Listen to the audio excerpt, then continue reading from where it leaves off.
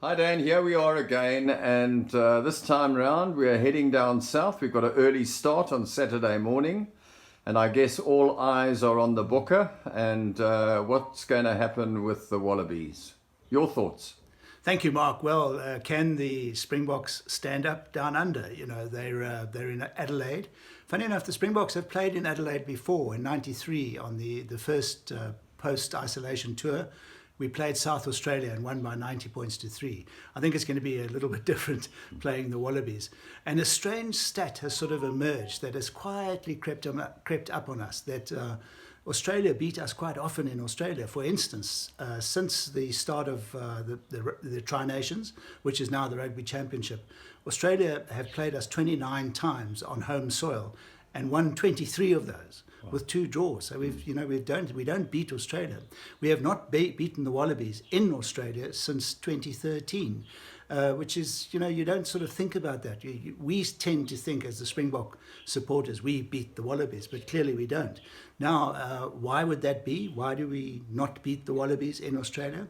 I have a theory that it's because they don't confront us in the forwards. Our game is the forward game, and we look to take people on, and I think every other nation looks to match us. And they just walk away from that confrontation and have other things to do and play in another way and take the ball away from those concentration points. I remember once Ray Mort, the great Springbok wing, said to me that no team cuts you up like the Wallabies. And maybe that's what happened to us. We may be a little bit complacent, think we take them in the forwards, and we take our eyes off some of the other things that are happening. The Springboks, they've got to Adelaide. They were delayed to get there.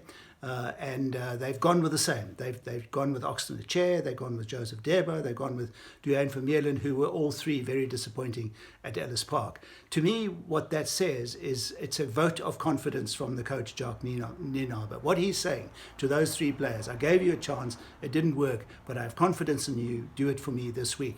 There's another change. They've gone away from the 6-2. I think they've learned now that if you have an early backline injury, it could knock you back. And obviously Frans Steyn back on the bench, and Elton Jantjies is back in the frame. And I just wonder, is there something wrong with Pollard? Because, Pollard is head and shoulders our best fly-off. So maybe there's a little bit of protection going on there. And then when we get up early with coffee and biscuit to watch us against the Wallabies, the very next game we have to keep an eye on.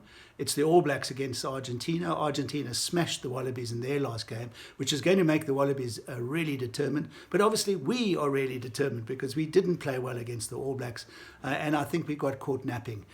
So both teams have got a lot to play for.